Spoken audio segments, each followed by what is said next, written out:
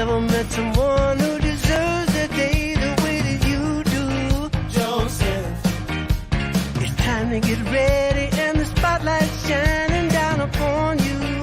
Joseph, so be fast, hold firm. I'm on my way, yeah, here it comes. And I'm delivering a wish to you, so get ready, from every peak and valley they're telling you to get ready, 'cause here it comes. It's on the way. It's a celebration across the nation. Hello, how y'all doing? Hi, Joseph. I hear that you have a show, not famous, and wish you good luck with your show, and I thank you what you're doing for your audience and your people that you're trying to make impression on their life. So good luck with your show, and thank you for all you do. Bye, Joseph. But he's officially. Well, Peter, you might be the first person on this planet that has ever shut me up for this long. Good old Heraclitus, I tell you, that wild and crazy guy. If I came to you and I gave you $10,000 for 20% of the company. Deal. Yeah. So, is that a verbal? Younger than us, sorry to say, Joseph. What, younger than 20? Joe, we're just trying to help you because clearly you've lost control of the conversation. I never, you know what, with all due respect, I never had control of the situation. Doesn't mean I'm overgone. What doesn't kill me makes you stronger. Look at you! You are insane! How did I do that? You're insane. Look, I've told you this 1,000 times. When you are out of routine, everything basically goes to hell in a handbasket. If you haven't traveled for a while because of, that pandemic-y thing, you're probably going to find that your first trip, you are going to arrive in your destination without underwear. In fact, it is probably a racing certainty. So I am in this is not a green screen. This is now the 3rd or 4th global headquarters of Joseph Jaffe is not famous. No, it is not the CNBC studios. The contract has not quite yet been written. The ink hasn't dried when they do acquire the show. Manifest. One day. But we are in a new rental. And I did say to Justin, who is my landlord, that I would give him a little bit of a cameo. There he is with his 2 beautiful kids. So Justin, you are now on the not famous show. I actually realized as well that probably want to do some things about, that ugly HP printer. Hang on, let me just say one thing. I love HP. HP has been my client. It's a beautiful printer. HP is a wonderful company. But I probably could put some greenery. Why don't I put a plant? Why don't I just shut my mouth? In fact, that's what I'm going to do. I'm going to shut my mouth.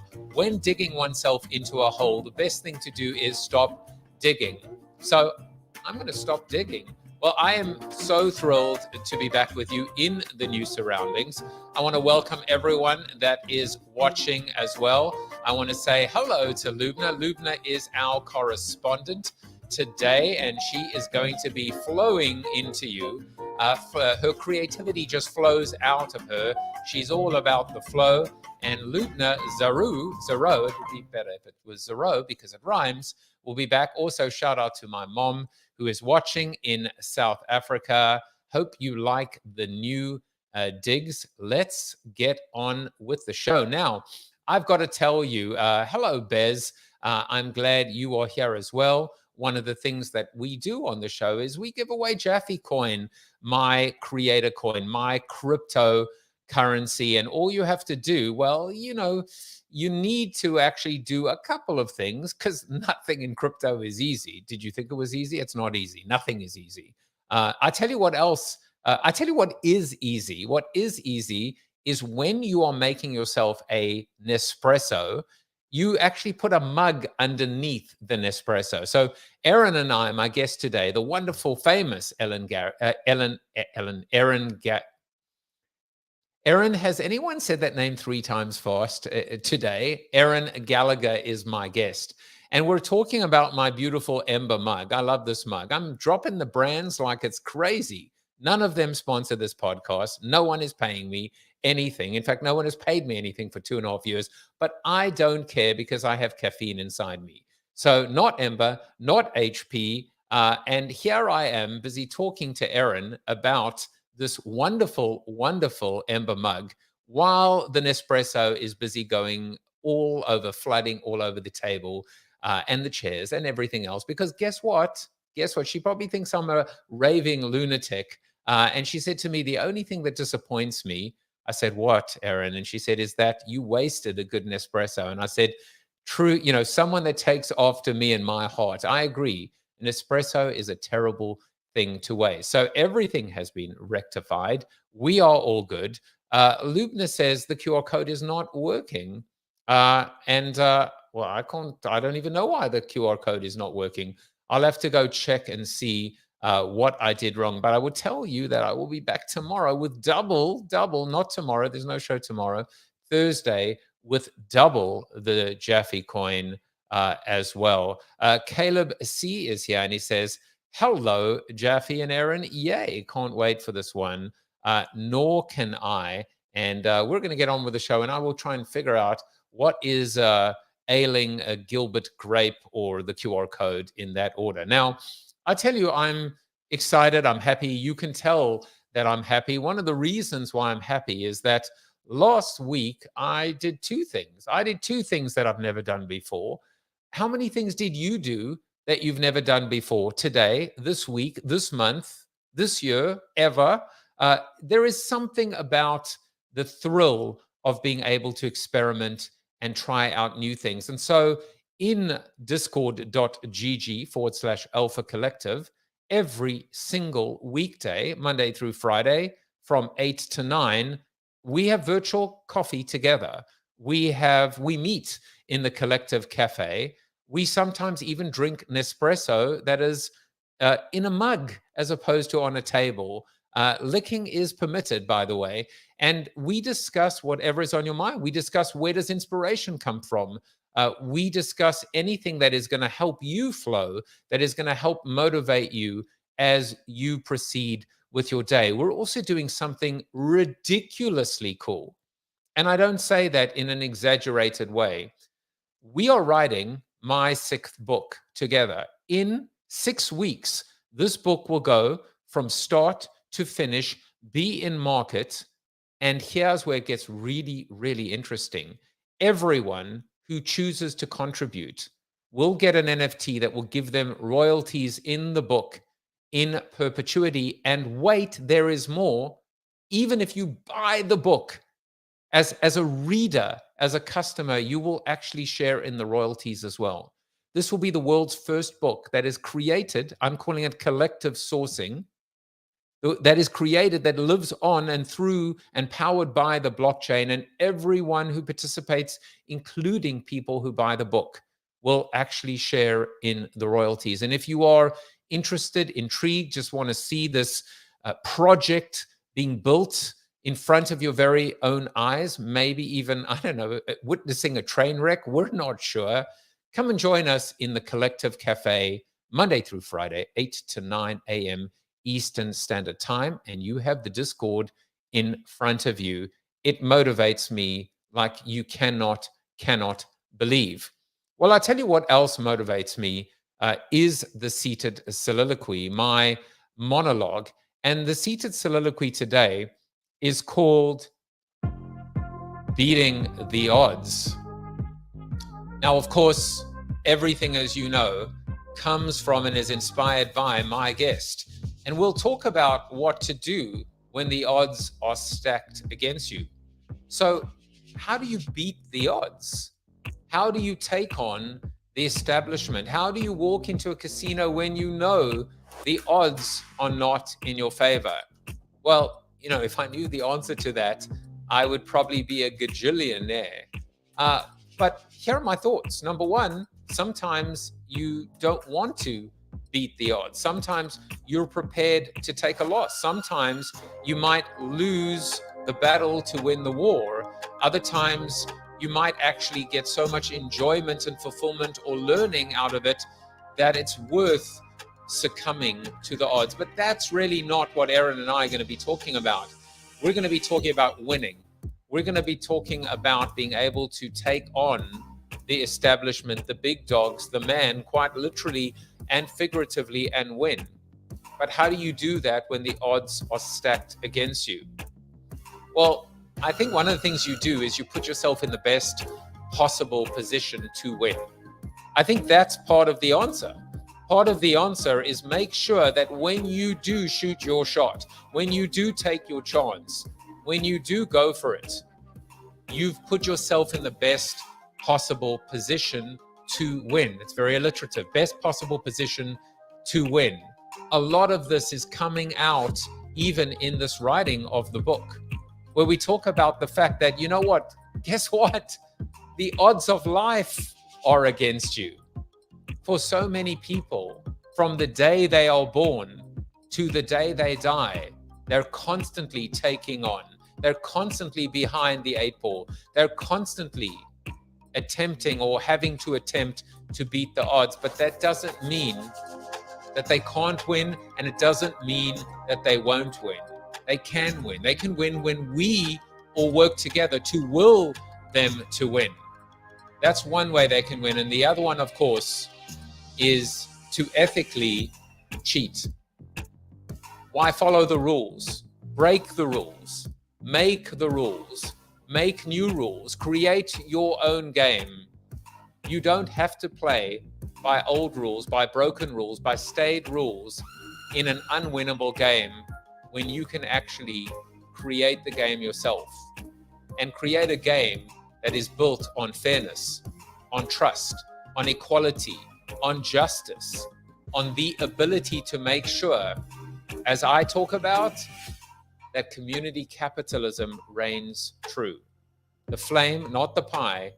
My gain doesn't have to come at your loss. And that is our seated soliloquy. Let's look at some of the comments coming in. Facebook user says, QR code goes to Mitch Joel appreciation. Well, you know, we appreciate you, Mitch, but I'll fix that up when we get a chance shortly. And Asia Star Day says, hello, looking forward to hearing more about Ella from the amazing Erin. I'm sure many times I'm going to say, looking forward to hearing more about Erin from the amazing Ella. But you know what? I am admitting my defeat right now. Lubna says, create your own game. Well, let's do that right now. Let's find out how to create our own game by introducing you to the amazing Erin Gallagher. Erin brings almost 20 years experience leading global marketing, business development, media relations, branding, communications, and organizational and cultural change to the many roles she currently plays: small business owner, disruptor, entrepreneur, system challenger, and mother to 2 young boys. And as I often like to say when I see an amazing people like this, and this is all before 8:30 in the morning, she has counseled C-suite and senior leaders at some of the world's biggest and best brands and companies, from LinkedIn to United Airlines to McDonald's, and forged relationships with change makers and leaders who believe in the power of diversity, equity, inclusion, and access. Let's welcome her to the show. Erin, welcome to the show. Thank you, Joe. I'm so excited to be here. Thank you for having me. Oh, thank you for putting up with all my shenanigans today. You've witnessed me at my weakest. So, you know, the only way is up. Only way is up. So I also noticed, and, you know, we'll jump around a little bit, but immediately, you know, everyone talks about DEI as a trendy acronym. Probably most people don't even know what it stands for. But you included a 4th term there, which is access.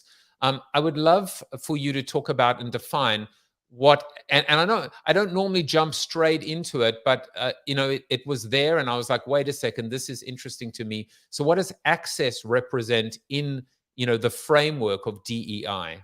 Yeah. Well, I also didn't make it up, so I'm not going to claim that this is my brainchild. A lot of people flip it around and call it IDEA. So inclusion, diversity, equity, and access.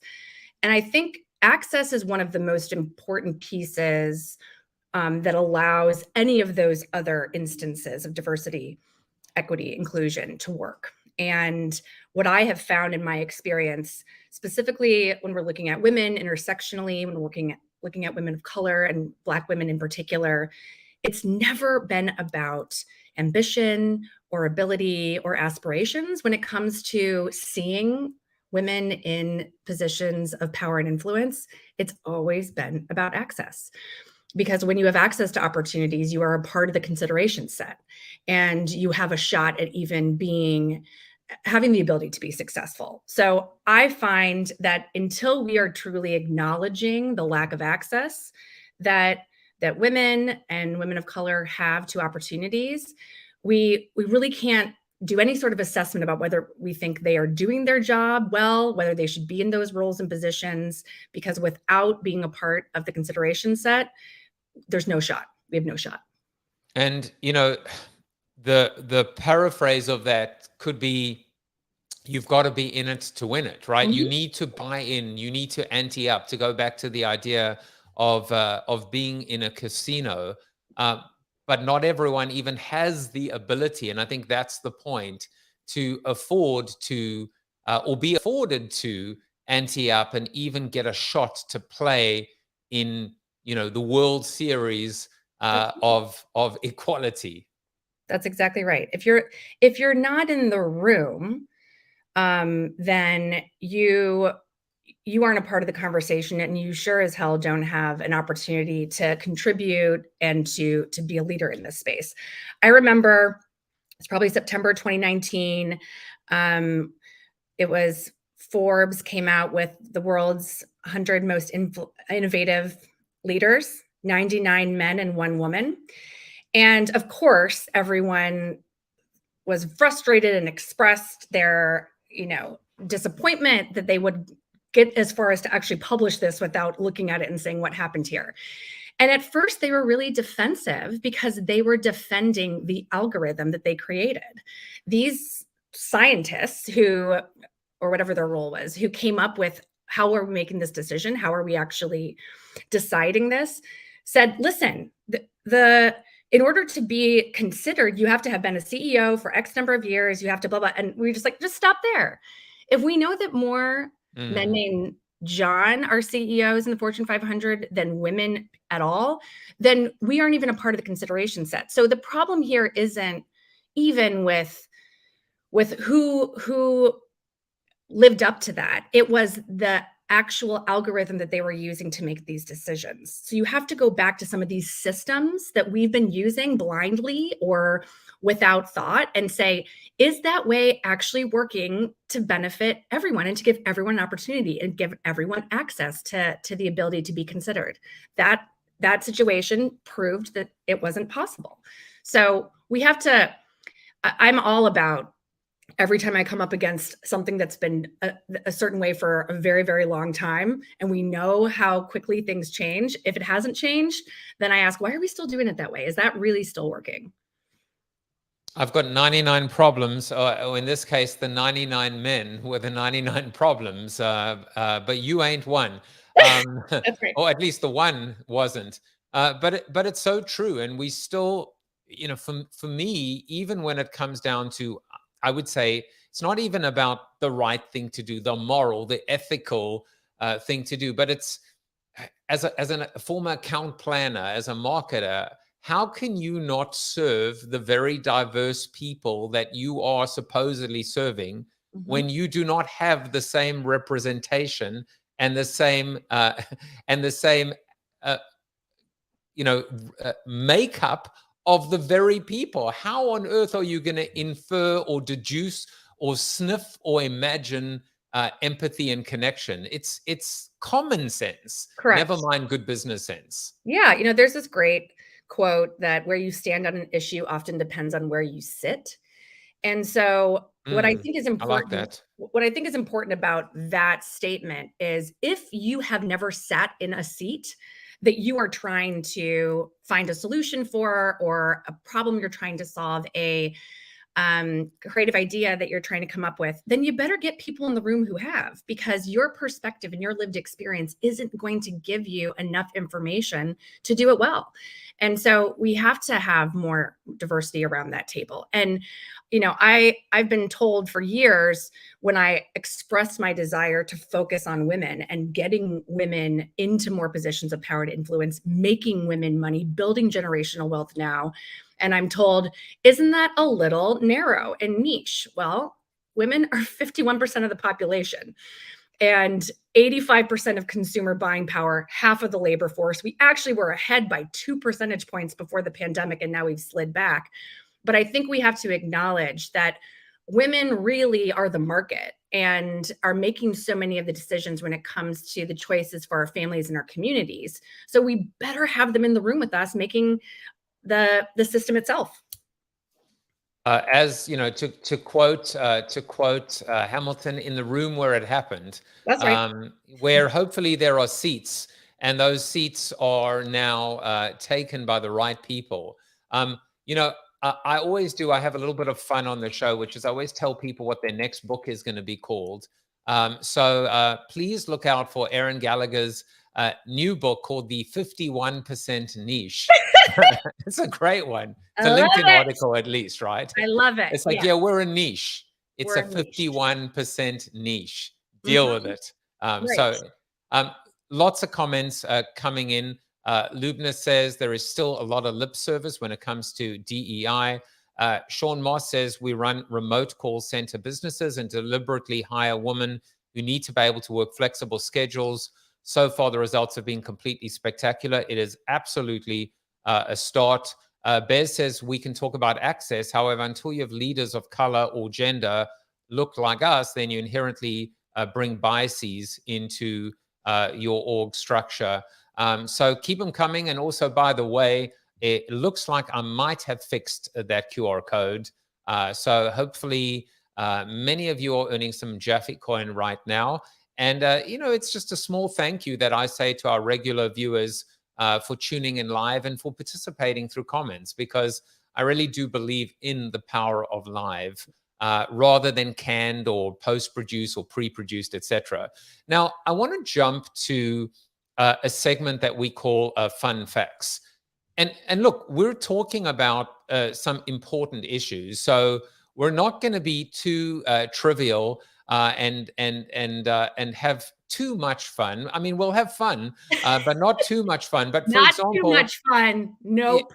Yeah, we're going to have fun with the topic of abortion. But seriously, no, we're not. But here's what we learned about you when we sent our private investigators into the field. They had to go as far afield as Hawaii. It turns out that you grew up in Hawaii. And interestingly enough, the very person that brought us together is in Hawaii right now. Little shout out to Jess over there. Isn't that weird? Did you know she was in Hawaii right now? Well, I mean, she, with her beautiful place that she has there, she's going there more often than she's ever gone in her life. So I'm not surprised. All right. So growing up in Hawaii, tell us something. Were you a surfer in Hawaii? Is this a true representation of you? I don't even know what's called, catching a wave or doing something like that. I have never been inside of a rip curl, so this would be an aspirational photo of me. I think that the very few times that I surfed, I was not surfing anything more than a 3-foot wave. So my mom was in the Coast Guard. And so we moved every 2 to 4 years my entire life. I lived in Hawaii twice. I lived there 1st through 4th grade. And then we moved back when I was a freshman in high school. And I was there for my freshman and sophomore year. And I went to Obama's high school, Punahou. So, even prior to living there, we went there every holiday because most of my mom's family lived and still lives there. And so for us, this was like Thanksgiving was in Hawaii, as most people would go to Ohio. So it didn't seem like that exotic or tropical of a place. It just seemed like the place that we saw our family. But it's a wild experience. It's a beautiful place. And I miss it a lot. Well, the only surf that I've ever been involved in is surf and turf. So studio audience went crazy for that one. I tell you, it's, you know, having a laugh track is it warms my heart. It's Yeah, like it is a boost, isn't it? I want one just in my office. it's like buying one of those easy buttons that says, Joseph, you're just so awesome. Don't ever forget it.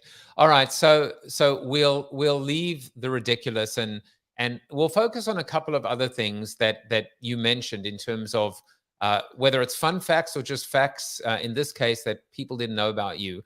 And you said, I'm an abortion beneficiary. And I also reached out to you because, as I do, you know, this is a show about hope, positivity, and optimism. And no doubt everyone will feel super motivated from you and meeting you. But what did you mean? And tell us what this means when you said, I'm an abortion beneficiary.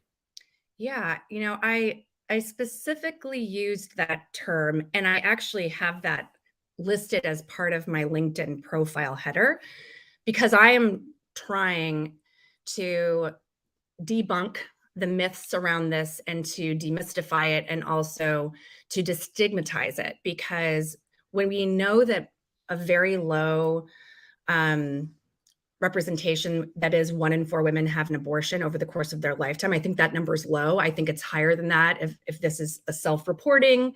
So what we know is that we all have someone in our life that has had an abortion, or we had an abortion ourselves. I had an abortion when I was 20. I was a sophomore in college. I wasn't ready to have a baby. And because I had access to a legal and safe abortion, I was able to finish college and go on and do other things in my life. And I became a mother when I was ready later. I have a 6 and a 3-year-old now. So I'm very upset and disappointed and frustrated about the overturning of Roe v. Wade. I believe that this is going to impact women of color more than anyone. This is going to create a bigger chasm between the haves and the have-nots, and a bigger, greater divide between people that are in a lower socioeconomic position. And so this is not about life. This is not about babies. It's not about any of that. This is about power. It's about money. It's about control. And so when I say I'm an abortion beneficiary, I would also claim that every single person is an abortion beneficiary, because even if you haven't had one yourself, or you weren't a part of the couple that needed to have that abortion, everyone around you that you interact with on a daily basis, whether it's in your personal or your professional life, you are benefiting from the fact that they were able to receive that needed care and that health care when they did. It could be your barista, it could be your tax accountant, it could be the client that you have at HP, or something like that. And so I just think we need to acknowledge that whether or not we are pro-choice or anti-choice, we are all abortion beneficiaries.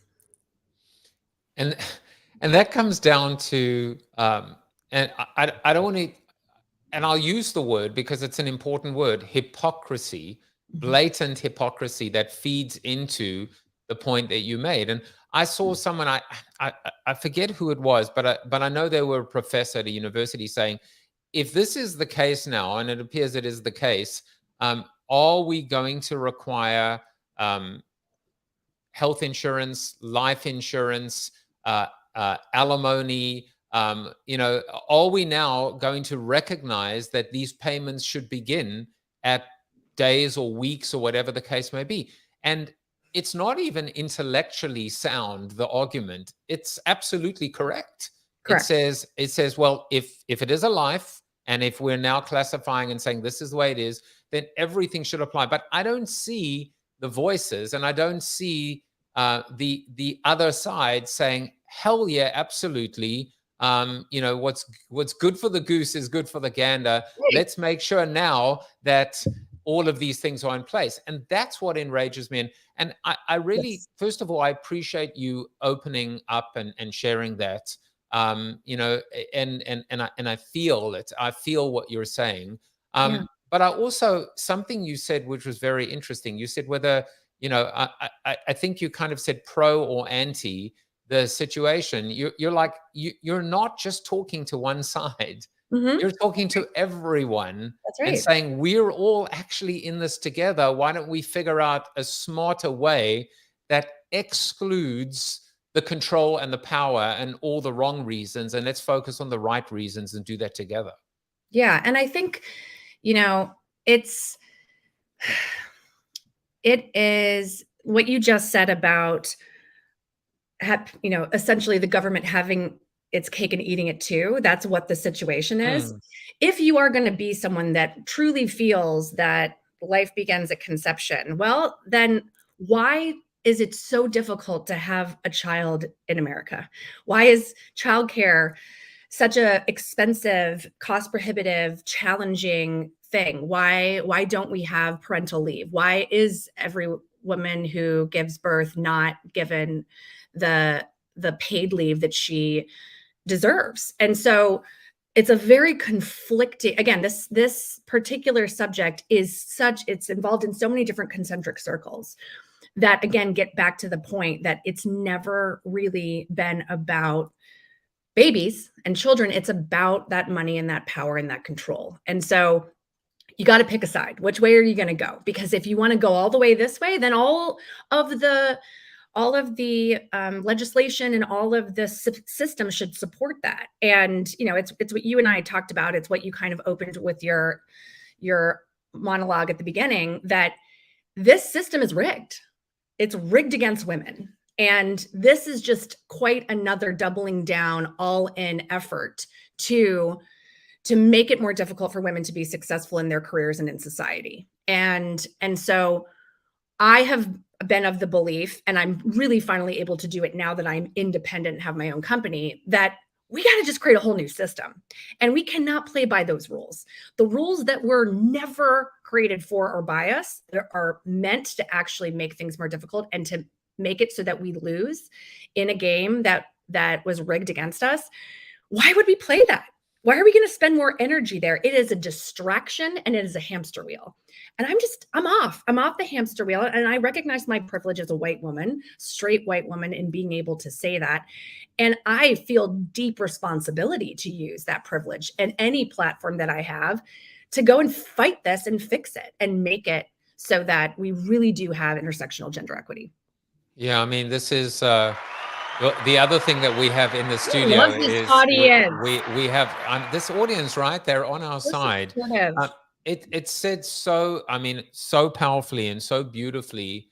And it actually reminds me all the way back, Jeffrey Hazlett, who was the chief marketing officer of Kodak back in the day.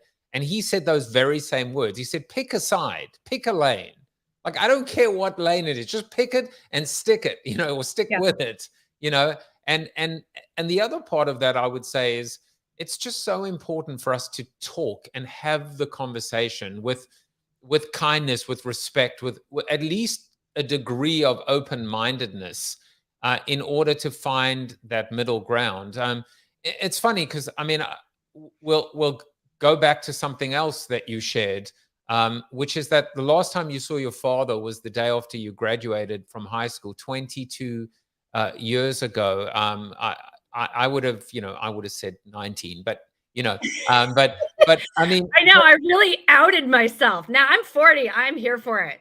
Yeah, listen, I if I could remember things these days, I would remember when I was once 40. Right. But you know, it seems like when I saw this, rather than, you know, saying to you, tell us about the story and why you don't talk to your dad anymore, or saw you, to me, I was thinking, what has happened? What has happened to us that now there are families that are not talking, and relationships that have been burnt, and friendships that have been spawned or spurned because of the weaponization of politics, and again, the power and control that you talk about. Right. how do we fix, how do we mend, how do we build these bridges again? Because we need everyone back on the same page.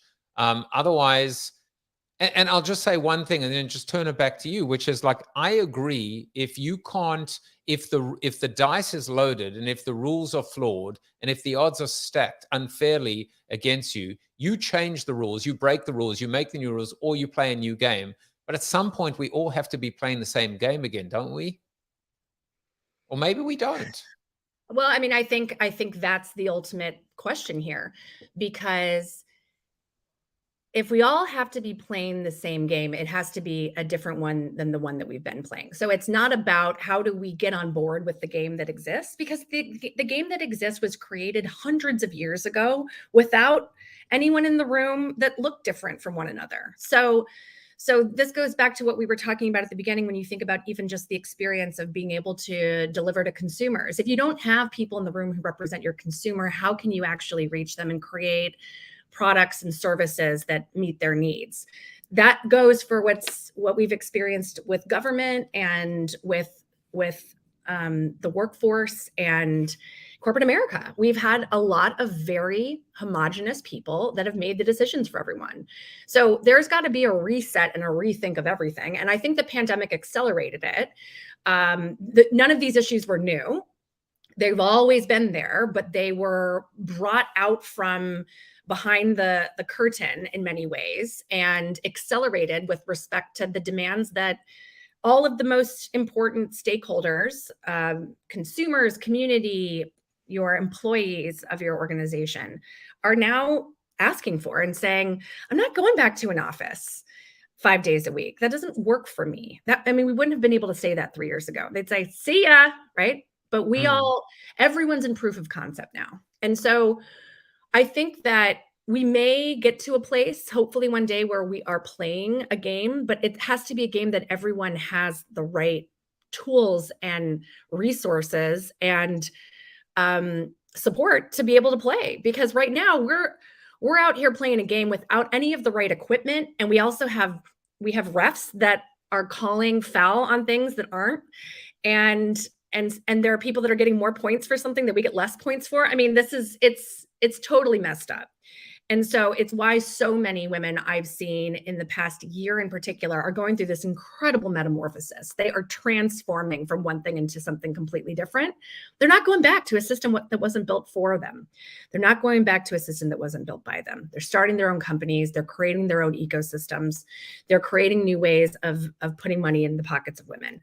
So with respect to like me not seeing my dad for 22 years, I think you had a little bit of where I thought you were maybe going to go, is what has been said to me many times over the course of my life, is like, God, but what if something happens to you or to him tomorrow? Like, aren't you going to regret not talking to him?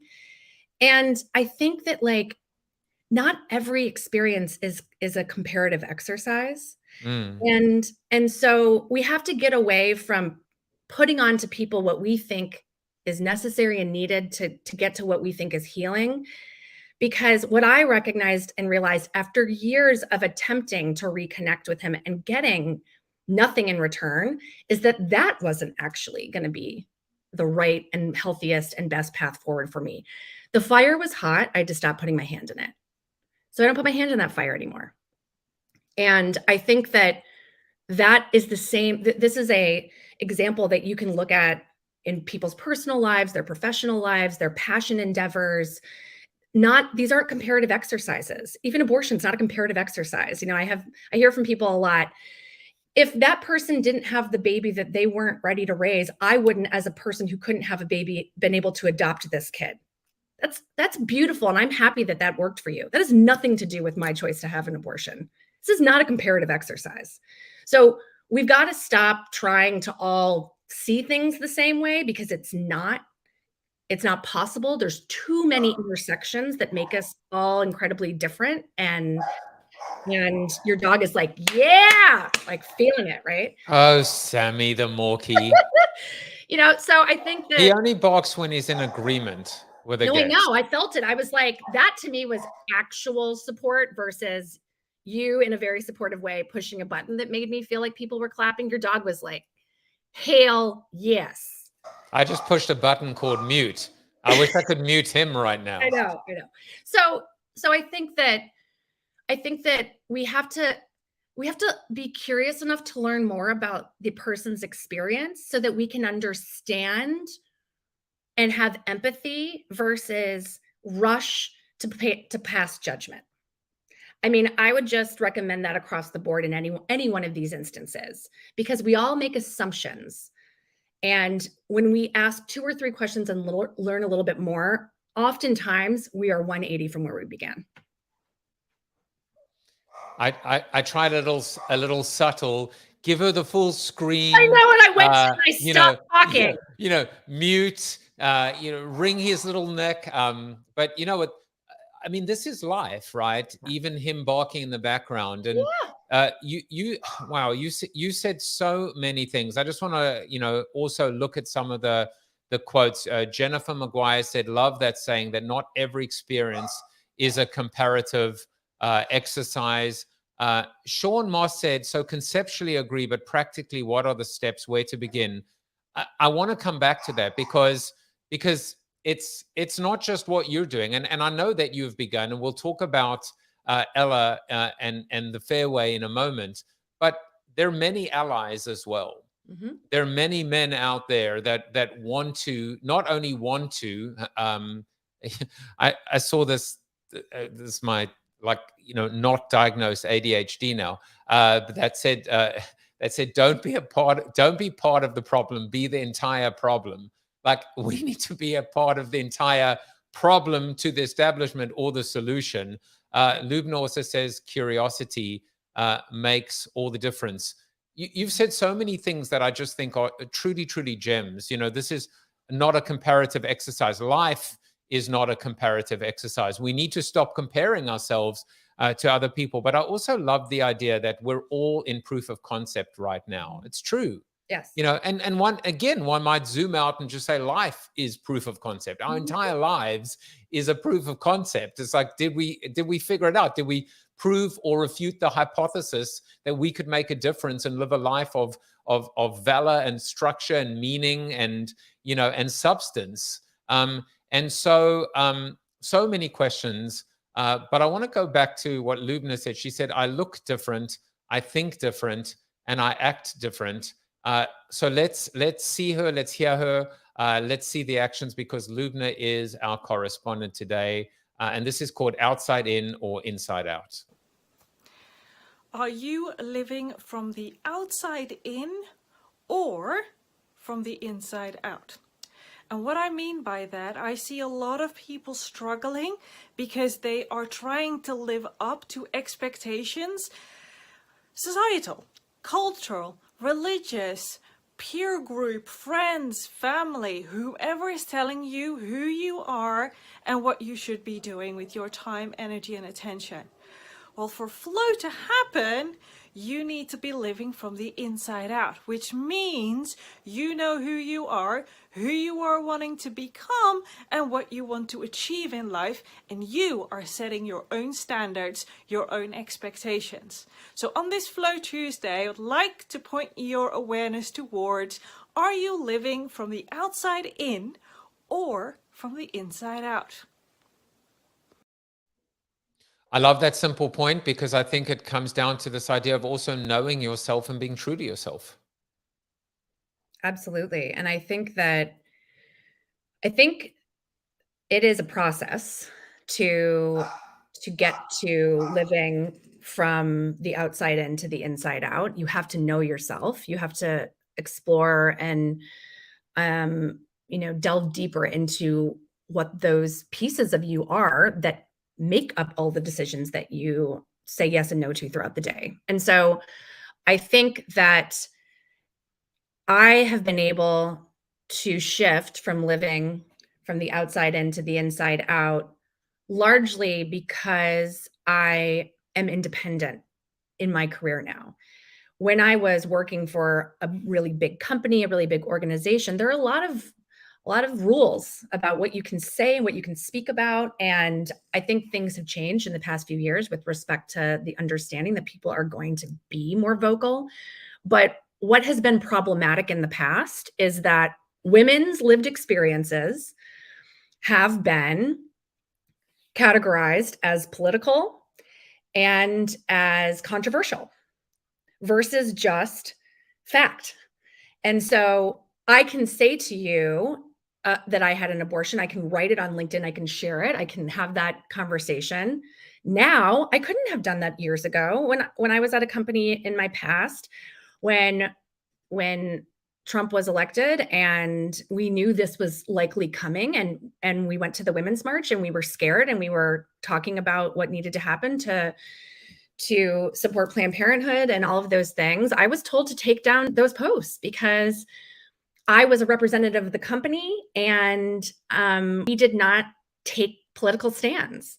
So I think that's tough, right? That's tough to be told that your lived experience is not appropriate to discuss. And this post that I did, this is kind of interesting, Joe. Like, this is National Breastfeeding Week right now, so this was not planned, but this post I put out when we were dealing with the formula crisis, and we had all of these people who were quite uninformed saying, just breastfeed, it's free. Why is everyone freaking out about this? And that comment came from a place of just not having any real knowledge of what the experience is, what's possible, what's not possible. And I talked about how devastating this experience was for me, and painful and detrimental to my mental health and physical health. And it had over 5 million impressions since it was posted. And you can see a significant number of people commenting and interacting, both men and women, men coming out and saying, I saw my wife struggle and go through this. So, and I had so many people say, why is this on here? This is LinkedIn. This is a business platform. Yeah, don't you hate that, by the way? It's always this is not appropriate. Why?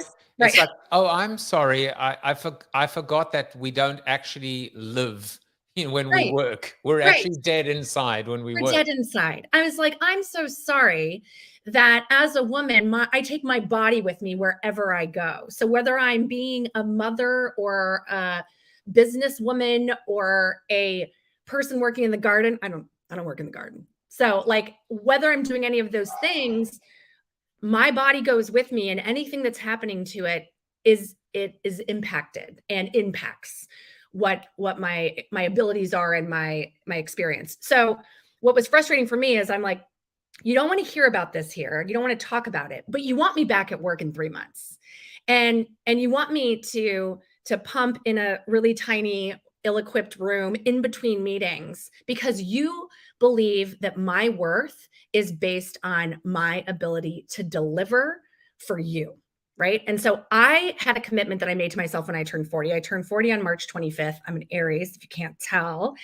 And I made a commitment that I would stop abandoning myself in service to others. And I have been raised in a society that has told me that my worth is based on my ability to service, to provide service, to execute for others. And when you stop believing that that is what matters and you stop being a martyr to grit, then you find yourself again and you reclaim who you are. You take that power back. You redesign what you want your life to be. And so I will continue until I don't have any breath left to give to challenge every single one of these systems that is telling us that we can't exist fully in them. It's not going to work anymore. You're going to get something else now. You're going to get... Sorry about the coffee. It would make sense that both of our coffees would spill in the process. You'll get one more as well. I mean, that was another amazing thought, the idea of stopping a martyr to grit. I think that's what you said. Wow. Yeah. And you know, I was Lubna, by the way, says she's an Aries too. I'm surprised. Yes, girl. I felt that. I did not expect either of you to be fire signs. I'm flummoxed. I'm not really. You know, again, so many thoughts that I just wanted to add to. And then I want to talk about Ella, and I want to talk about, I feel like we need a part 2. I've never said that to any guest, by the way. Never. I'm here for it. You know, so am I. We'll just go into 2 hours. No, you're like, but first of all, I am noticing more and more that the comments of "this is not LinkedIn, this is not appropriate" are going away. And it's the political stuff that people really do not have an appetite and tolerate, nor should they, when it comes to like, and when we're talking about like the ridiculous political stuff, Right. if you know what I mean. But I mean, Lubna even said it. People still connect with and buy from people. So LinkedIn is a people platform. What we are noticing now, more and more often, these posts are the posts that are getting tens of thousands of views and comments, etc. It's not the self-serving, it's not the, buy my shit, so to Right. speak. That's right. And I just find it to be very, very interesting. Just a couple of other comments. Laurie said, it often seems that it is expected that we dim to fit in with large organizations or those with high public profiles. And Jennifer adds, I'm one of 4 sisters. All of us have babies under 1, and we all have different struggles and successes with breastfeeding. But no one talks about breastfeeding struggles until you're a mom trying to do it. It's quite clear that what's happening is by sharing, as you have, Erin, you're allowing, even through this program today, it's allowing other people to see themselves in and be able to say, that's me too. I'm not alone. Yes. You know what? Let's do something about it. That's exactly right. And my hope with anything that I put out into the world is that I help one other person feel seen, and that person can feel a little bit less alone in their experience. And so it is important for people on LinkedIn to hear about this, because if women are making up half of their organization, and that is, again, in many organizations, women are the majority of the workforce, then you got to pay attention to this, because this is what the women in your organization are going through. You need to make sure you're giving them the resources that they need and the support. And sometimes it's a physical thing, like creating the actual room that they're going to be able to use for this. But it's also, are you being flexible and understanding that not every day looks the same, and that they are going through challenges and struggles, and that is changing their ability to actually do their job. I mean, that was what was so hard for me. I'm a high performing person who desires putting good things out into the world and being successful. So when I was having a difficulty doing that, because I was not sleeping well and I was struggling with mental health issues, specifically around postpartum, that made me question my value. It made me question my worth. And so you have, again, all of these things that we're talking about have made women's bodies, the decisions that are made about them are not made by people that are actually experiencing it. And yet the ramifications impact everyone. They impact everyone. And so we have to have more women in these rooms making these decisions, because we are the majority. And women, when more women have power and money, everyone benefits. They put it back into their community. This is a statistic that is unrefuted. Unrefuted, is that the right word? Irrefuted? Whatever. I was an English major, but I can't quite remember. So I also want to make sure that I give props to Lindsay Krause at the New York Times. She wrote the piece about martyrdom to grit that I deeply, deeply glommed onto. Sorry, that was a different New York Times piece. But she wrote that about Simone Biles, because it was, again, one of the first times that we were having a really big, broad conversation about mental health. And we were having, one of the world's best, if not the world's best athlete on an incredibly powerful stage say, I'm choosing me. I'm choosing my health. I'm choosing my safety. I'm choosing myself over performing for you all. I'm no longer going to abandon myself in service to others. And so if we continue to support those things, we're going to start to change the systems, because the systems are built right now on the backs of unpaid labor of women in many cases, and women staying quiet about the things that are not working for them. I absolutely feel that likability is a trap meant to silence us. And so when people want to be likable, they don't say anything. They don't pick a side. They don't speak out, because if you speak out, you are going to have people that have an opinion about your stance, whether it's in support or against. But I have found that I I'm not here to be likable to everyone. It's not going to be possible. So I'm here to be likable enough. And that again goes to the phenomenal brand by Mina Harris. She created this amazing sweatshirt that says likable enough. But again, likability is a trap meant to silence us, to keep us quiet. I will not be quiet ever again. Well, I don't like you at all, I have to say, because I refuse to like you because I do not want you to be silent. Yeah. I mean, it's such an important conversation. I'm so inspired, but it also motivates me to action. In launching my project, the Alpha Collective, I have 52 keynote speakers in 52 weeks.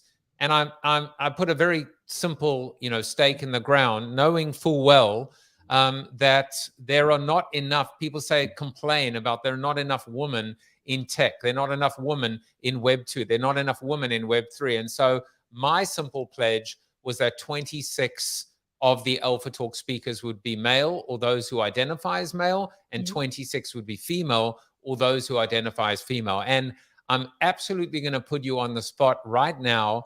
And you can even say yes graciously and back out if you want to. But I would be honored and humbled if you would be an Alpha Talk speaker. You don't even know what you don't even know what it is. It doesn't matter. It doesn't matter. Because I want you to talk to these Web3 bros and rip them a new arsehole. That's right. And so, listen, I see the work that you do specifically for gender equity. And so of course I'm going to say yes. And again, when Jess Clifton tells me to do something, i.e. to be on this show with you, I do it and I understand why. And that's why we both love her and know her. I'm going to be speaking in September at Grace Hopper, the Grace Hopper celebration put on by Anita B. This is the world's largest gathering of women in tech. And so again, it is not about aspiration, ability, or ambition when it comes to women in tech. It's not that women don't want to be in that field or that they have no desire or interest. It's that we have created a system and a society that pushes them out and makes them think that they can't do it. We know that by the age of 11, girls are already starting to believe that they are not good at science and they're not good at math. And so we have to start to fix that at an earlier stage versus all the work that we're trying to do right now to help women unlearn those things that they've been taught incorrectly. But again, it's like, okay, so fine. So once these women get there, are they included? Are they welcomed? Do they feel like they belong? Because the other thing about, again, this game being rigged is, why would they want to be the only in many of these rooms, the first in some of these cases? That's a big, exhausting job to have. Yeah. It's tokenism to a degree. Yes, and it is. You're right. And it's a great thought. It's a great insight as well. This idea of exhaustion. Yeah. Life is exhausting. We don't need more of it. It's funny you brought it back to that, because this was the quote. I told you earlier that normally I would insist on finding a quote from a woman. This is actually from a man, but I thought it was very appropriate, that says, certainly the game is rigged. Don't let that stop you. If you don't bet, you can't win. And so again, it says, look, until such time that we change the game, until such time that we play a new game, we're going to continue to bet on ourselves, to choose ourselves, and know that we're not alone either. At least, if people believe they're alone, they're not. This is Robert Heinlein who said that. I love that. I think it's incredibly true. And I think that, again, we have to just keep looking at these systems and asking ourselves, why are we doing it this way? Is it working for everyone? And so often when we fall back on, well, this is how we've always done it, and this is how the generation before us did it. Well, if we are going to constantly evolve with technology and continue to get better at this and connect with more people and create more more advanced ways of communicating in the world, then we should be looking at every single one of these systems that we're in. And that is absolutely what I'm committed to doing, specifically when it comes to making sure that women are building that generational wealth for themselves right now. Because when you have that financial independence, you have power and you have agency over yourself. Well, earlier a question was asked about, okay, so what do we do about it? What are you doing about it? How do we figure out how to move forward? And I think it's a perfect opportunity to tell us a little bit about the company that you've recently formed. Segue into the Fairway. I love it. And then I'll make sure also that we leave with the pledge. But we'll kind of go 1, 2, and 3. So over to you. Tell us about Ella. Yeah, not so Erin, but Ella. You actually haven't screwed it up once, so congratulations. So I launched Ella July 20th, and this was a dream that I've had for a long time, but I really kind of fully brought it into what I wanted it to be, and it is a disruptive ecosystem powering intersectional gender equity. Really truly believe, there's Janine, really truly believe that if we create these new systems, if we acknowledge what isn't working, and if we spend more of our money and resources with women and women-owned businesses, we're all going to benefit from it. And so what I wanted to do was really look at what I thought were the 3 most important ways for us to start to achieve this. So this goes back to that earlier question of like, fine, this is great. Love the conversation. What are the steps?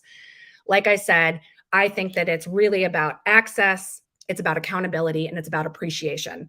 And because I'm a word person, I love the idea of the word appreciation being a double entendre, appreciating the experience of women-owned businesses and how many more barriers they have to overcome in order to be successful, but also the appreciation of their money. We've got to spend more money with these women-owned businesses so that they are increasing their growth, and that they're hiring more people and they're doing more good in the world.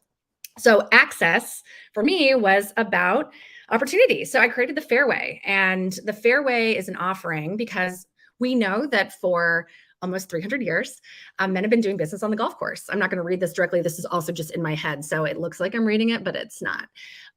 Straight white men. And this is what's going on when you're out on that golf course. So I've heard. Talking about deals, talking about how much money something is worth, talking about an opportunity that's coming, giving someone a leg up, a heads up, a way in, a backdoor opportunity, and talking about investments. And so men have been building their generational wealth on golf courses for hundreds of years, and women haven't been invited. And if we dared to actually show up, we sure as hell weren't welcome. So what we're doing with the Fairways, we created our own space to do this. And I have these curated inclusive dinners that we host all over the country. We were in Chicago recently, and we were in New York, but we're coming to the West Coast. We're going to DC, we're going other places.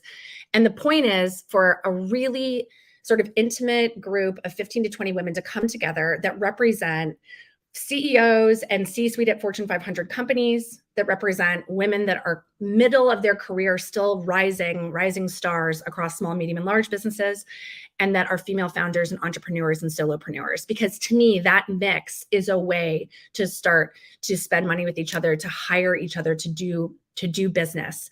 And we use that time not only to talk about the things that women like to discuss, where we are curious and we care and we want to know what's happening in each other's lives, but also to be very direct and blatant about what we need, what we're looking for, what we want for our future and our career and our business, and to talk about what those opportunities are. And coming out of that, what has happened is exactly what I was hoping for. Women are giving each other business, and women who never would have come across each other's paths are now in each other's lives, and we are amplifying each other's work and spending money there. And this is actually a really great thing for big companies because they have a ton of diverse supplier goals and commitments that they've made. So they sure as hell better start spending, because they're not going to be able to meet that if they aren't actually spending money with those women-owned businesses and those diverse suppliers.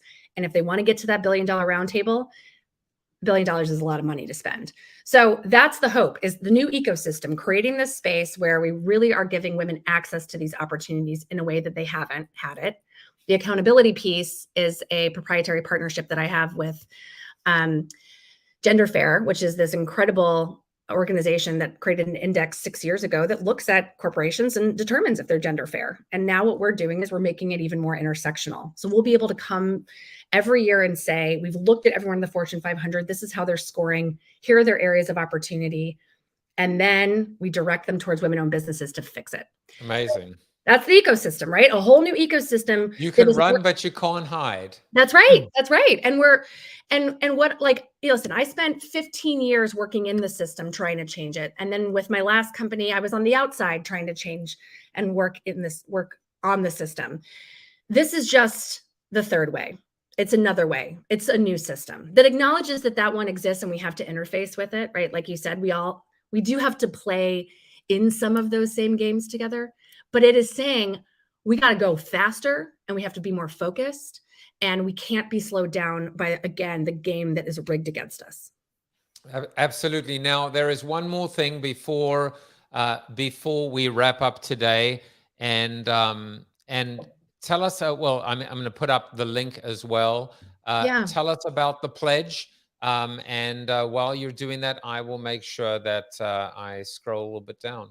Great. So this is the Bands Off Our Bodies pledge that Planned Parenthood has created, that is inviting organizations and leaders to come and sign this pledge that says that they will continue to support women's healthcare. That's what abortion is. It's healthcare for women. It's freedom and safety and agency for women. And so these are all of the incredible organizations that have signed on. There are a lot of names missing.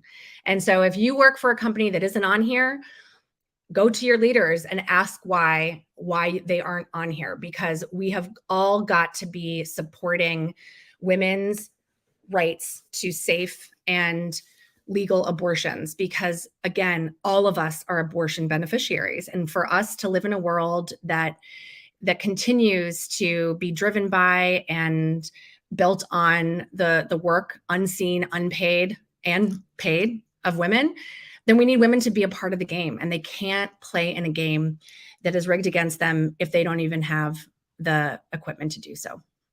Well, I've just joined the pledge. And Erin, we got to go back and send flowers to Jess. Because that introduction worked both ways. Yes.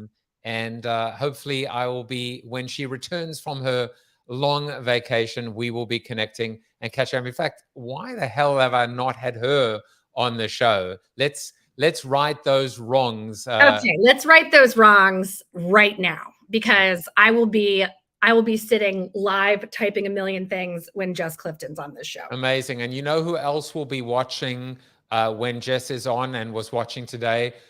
Chuck Norris. And here's what Chuck had to say about you, Erin Gallagher, and also Ella. You are Chuck Norris approved.